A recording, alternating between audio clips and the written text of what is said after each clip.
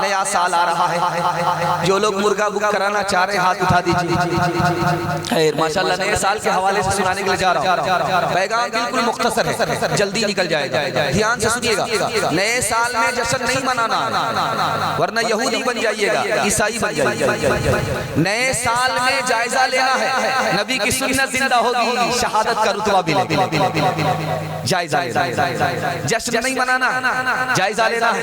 آپ دیکھیں گے جب نیا سال آنے والا ہے، یکم جنوری ہے، رات کے 12 بج گئے، دھماکہ ہوگا، بہت ہی خطرناک دھماکہ ہوگا، اتنا خطرناک دھماکہ ہوگا کہ لوگ گھبرا جائیں گے کہ پہاڑ گر گیا ہے یا پہاڑ پر کچھ گر گیا، اتنا خطرناک دھماکہ ہوگا۔ صبح کو اٹھ کر کے جب آپ روڈ کو دیکھیں گے اس میں لکھا ہوا رہے گا نیا سال مبارک ہو، نیا سال مبارک ہو، نیا سال مبارک ہو۔ اس کے بعد جوانوں کو جوش دیکھیں گے، مرغا حاضر ہوگا اور شراب کا جام ہوگا، بسم اللہ خراب کر کے کیا کہہ رہا ہے نیا سال مبارک ہو۔ جب بسم اللہ ہی خراب ہو گیا تو آنے والا سال اچھا نہیں ہوگا۔ آپ کو سال اچھا بنانا ہے، سال برا نہیں بنانا ہے، آپ کو جائزہ لینا ہے۔ جائزہ 3 کام کا لینا ہے آپ کو، کہ گناہ نہیں کریں گے ہاتھ اٹھائیے، غلط نہیں کمائیں گے ہاتھ اٹھائیے، غلط ماحول میں نہیں رہیں گے ہاتھ اٹھائیے۔ میں نبی کی مسند پر گارنٹی لیتا ہوں 2023 آپ کا بہت اچھا جائے۔ جائزہ لے کر کے دکھانے کے لیے جا رہا ہوں، آپ کو خون کے آنسو رونا پڑے گا۔ مسلمان کس میں پیچھے ہے، کس میں آگے ہے؟ تعلیم میں مسلمان پیچھے ہے، مسلمانوں کے صرف 4 بچے تعلیم حاصل کرتے ہیں، 96 گول۔ مسلمانوں کو تعلیم میں آگے ہونا چاہیے، تعلیم میں پیچھے۔ مسلمان تجارت میں پیچھے ہے، مسلمان صرف 5 آدمی تجارت کرتے ہیں، 95 گول۔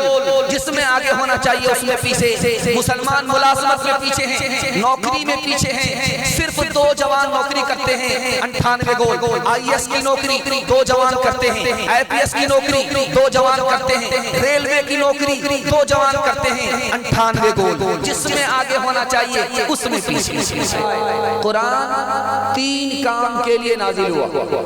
پہلا کام اللہ کی عبادت، دوسرا کام رسول اللہ کی اطاعت، تیسرا کام مخلوق کی خدمت۔ 3 کام کے لیے قرآن نازل ہوا۔ قرآن میں 3 پیغام ہیں۔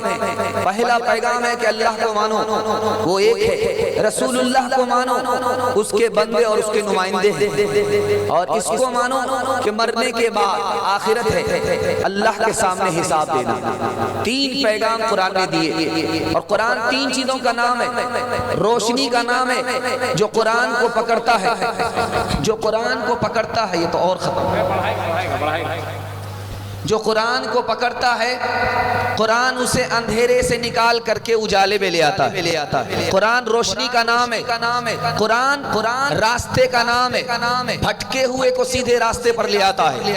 قرآن بلندی کا نام ہے، جو قرآن کو پکڑتا ہے اس کو ذلت سے نکالتا ہے، عزت کی چوٹی پر قرآن پہنچا دیتا ہے۔ انشاءاللہ اخبار سے فرصت ملے گی قرآن پڑھیں گے، ہاتھ اٹھائیے۔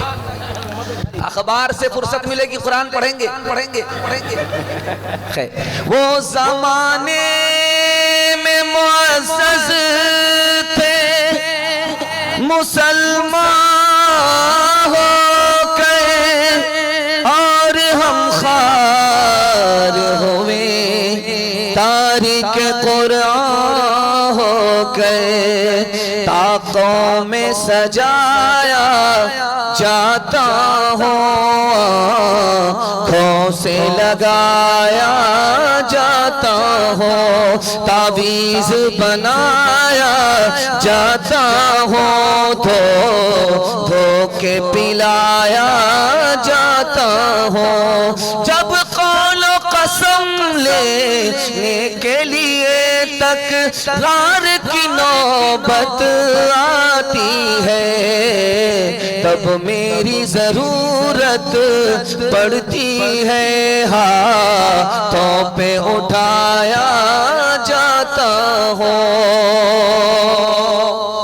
بہت خوبصورت بہت اچھے ماحول میں یہ سامنے 4 دولہا بیٹھے ہوئے ہیں. ان کے حوالے سے بڑا خوبصورت پیغام آپ کی خدمت میں 3 منٹ میں گزر جائے گا. آپ اپنے بچے کو حافظ بھی بنائیے، ماسٹر بھی بنائیے. ایک وقت میں آپ کا بچہ حافظ بھی ہوگا، ماسٹر بھی ہوگا. راستہ میں بتا 5 سال اپنے بچے کو اسکول میں پڑھائیے.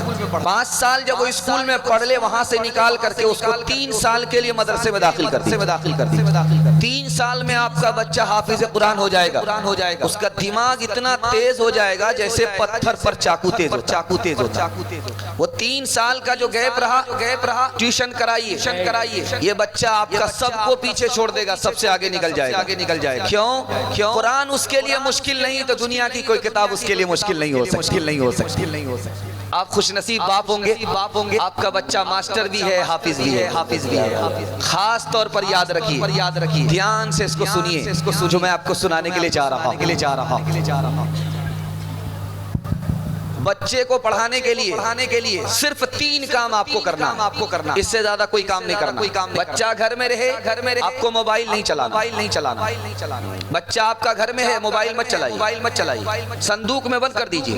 قرآن بھی مت سنیے، اذان بھی مت سنیے، بیان بھی مت سنیے. بچہ آپ کا موبائل چھوڑ دے گا. جو بچہ موبائل چھوڑے گا وہی حافظ بنے گا، وہی پڑھ لکھ کر کے دے گا. جب بچہ آپ کا گھر میں رہے، آپ کو موبائل چھوڑ دے.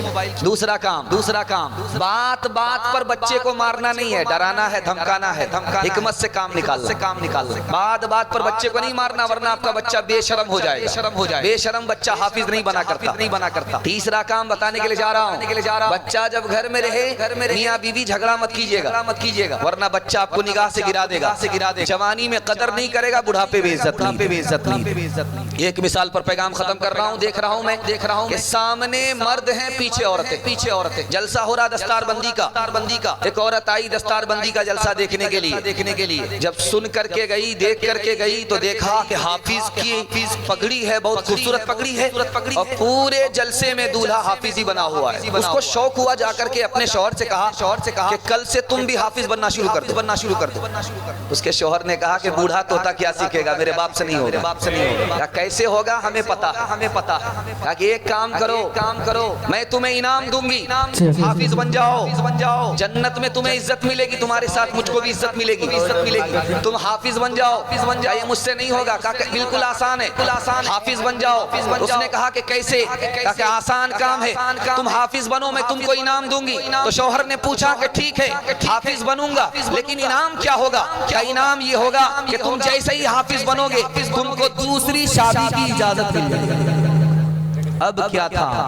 رات دن ایک کر کے 6 مہینے میں حافظ قرآن ہو گئے. انشاءاللہ دوسری شادی کے چکر میں جو لوگ حافظ بننا چاہتے ہیں ہاتھ اٹھا دیجئے. خیر یہ دیکھیے، فضل خدا سے صاحب ذیشان ہو گیا، وہ خوش نصیب حافظ قرآن ہو گیا. اس کو جلا سکے گی نہ دوزخ کی آگ بھی، محفوظ جس کے سینے میں قرآن ہو گیا. وہ والدین حشر کے دن ہوں گے تاجدار، جن کا دلال حافظ قرآن ہو گیا. ایسے آدمی کو یہ جنت دلائے گا، تو زخم میں جن کے جانے کا اعلان